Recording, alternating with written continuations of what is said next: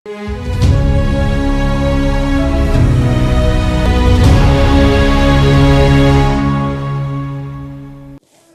दोस्तों, राजनीति की बातों में आपका स्वागत है।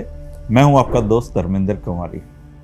दोस्तों, पॉलिटिक्स ऑफ चौधर के आज के इस वीडियो में हम जो हरियाणा के सियासी घराने हैं उसमें जो दूसरे लाल हैं चौधरी बंसी लाल, उनकी राजनीतिक वंशवेल पर बात करेंगे। और इस वीडियो में दोस्तों मैं हरियाणा की राजनीति के जो पहले भाई साहब हैं उनकी कहानी भी आपको लास्ट में बताऊंगा। दोस्तों, हरियाणा के तीनों लालों में राजनीतिक कद तो सबसे बड़ा चौधरी देवीलाल का रहा है और प्रदेश के मुख्यमंत्री बनने की दौड़ भी सबसे पहले उन्होंने ही शुरू की थी। लेकिन सबसे पहले जो राज है वो चौधरी बंसीलाल को हासिल हुआ था और वो भी कोई बिना खास कोशिश के हासिल हुआ था। खुद चौधरी बंसीलाल जी ने भी ये कल्पना नहीं की थी कि वो उस कुर्सी को पालेंगे जिसके चारों पायों पर कई दिग्गज लटके हुए थे। एक तरह से चौधरी बंसीलाल जी की ये लॉटरी लगी थी, लेकिन लगातार 7 सालों तक उन्होंने अपनी मेहनत से हरियाणा को सशक्त और प्रभावी शासन दिया और चौधरी बंसीलाल विकास पुरुष के नाम से ख्याति प्राप्त कर गए। उनसे पहले पंडित भगवत दयाल शर्मा जी हों या राव वीरेंद्र सिंह जी हों, दोनों मुख्यमंत्री रहे और दोनों का कार्यकाल बहुत छोटा सा रहा। ये राजनीतिक अस्थिरता का दौर था। शर्मा जी तो 143 दिन, राव साहब 224 दिन मुख्यमंत्री रहे और दोनों नेताओं का कार्यकाल मिलाकर 1 साल बनता है। इसलिए चौधरी बंसीलाल ही हरियाणा राज्य की असल विकास गाथा उनसे शुरू होती है। मुख्यमंत्री बनने से पहले उनका चुनावी राजनीति का अनुभव मात्र इतना ही था कि 1960 में वो राज्यसभा के लिए चुने गए थे और 1967 में 8 महीने के लिए विधायक बंसीलाल दूसरी बार जब 1968 में अपने पुराने विधानसभा क्षेत्र तोसाम से चुने गए तो फिर उनका किस्मत के दरवाजे खुले। 72 में तीसरा चुनाव भी तोसाम से जीता। 76 में वो फिर राज्यसभा चले गए। 1980 तक राज्यसभा सदस्य रहे और राज्यसभा सदस्य रहते हुए 1977 में भिवानी संसदीय क्षेत्र से उन्होंने चुनाव लड़ा और बंसीलाल जी चंद्रावती जी के हाथों बुरी तरीके से परास्त हो गए। 1980 में भिवानी ने उन्हें अपने सांसद के रूप में चुना और 1987 में चौधरी बंसीलाल तोसाम विधानसभा चुनाव से मैदान में उतरे, लेकिन देवीलाल जी के उम्मीदवार चौधरी धर्मवीर सिंह के हाथों से उनको पराजय का सामना करना पड़ा। हालांकि हाईकोर्ट से वो जीते। 1990 में चौधरी बंसीलाल ने कांग्रेस छोड़कर अपनी नई पार्टी हरियाणा विकास पार्टी बनाई। 1991 का चुनाव तोसाम से होइपा प्रत्याशी के रूप में जीता। 1996 और 2000 के चुनाव में भी वो तोसाम से चुने गए और 2000 में उनको अंतिम चुनाव था, वो भिवानी से विधायक बने थे।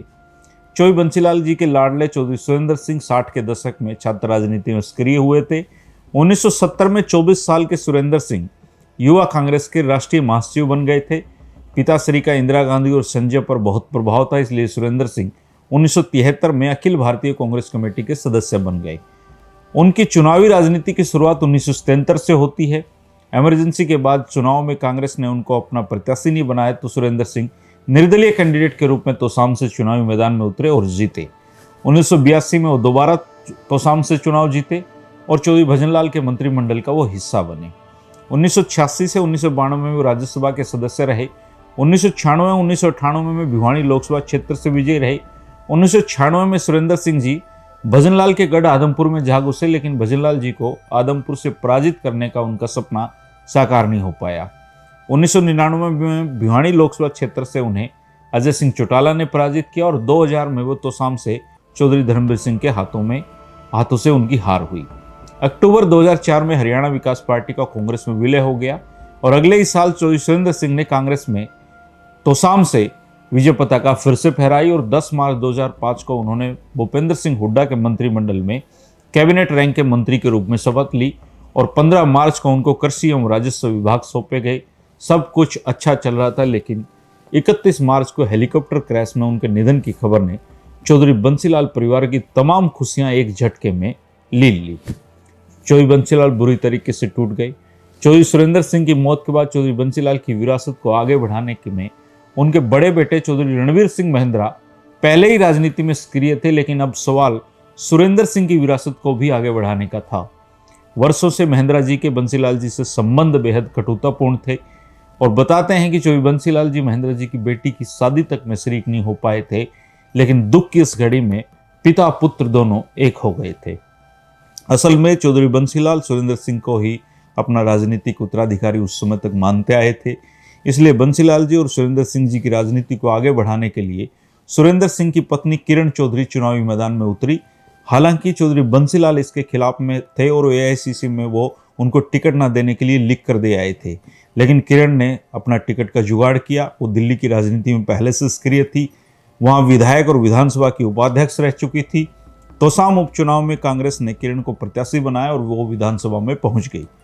किरण को हुड्डा सरकार में मंत्री भी बनाया गया और 2009, 2014 और 2019 के विधानसभा चुनाव भी उन्होंने डंके की चोट पर तोसाम से जीते हैं। वर्तमान में भी जो कांग्रेस है उसमें भूपेंद्र सिंह हुड्डा के साथ लड़ाई लड़ रही हैं और 2009 के लोकसभा चुनाव में कांग्रेस ने सुरेंद्र सिंह जी की बेटी सुरुचि चौधरी को अपना प्रत्याशी बनाया और वो अजय सिंह चौटाला को परास्त करके लोकसभा में पहुंची। लेकिन 2014 और 2019 के लोकसभा चुनाव में चौधरी धर्मवीर सिंह के हाथों से उनको, जो भाजपा के प्रत्याशी थे, हार का सामना करना पड़ा और चौधरी धर्मवीर सिंह इकलौते ऐसे व्यक्ति हैं जिन्होंने बंसीलाल जी की तीनों पीढ़ियों को हराने का रिकॉर्ड अपने नाम कर रखा है। इससे पहले वो चौधरी बंसीलाल और सुरेंद्र सिंह जी को भी हरा चुके हैं। चौधरी बंसीलाल के बड़े बेटे चौधरी रणवीर सिंह महिंद्रा जी 1991 में अपनी घरेलू हरियाणा विकास पार्टी से जो स्थापित हुई थी उससे उनका कोई संबंध नहीं रहा।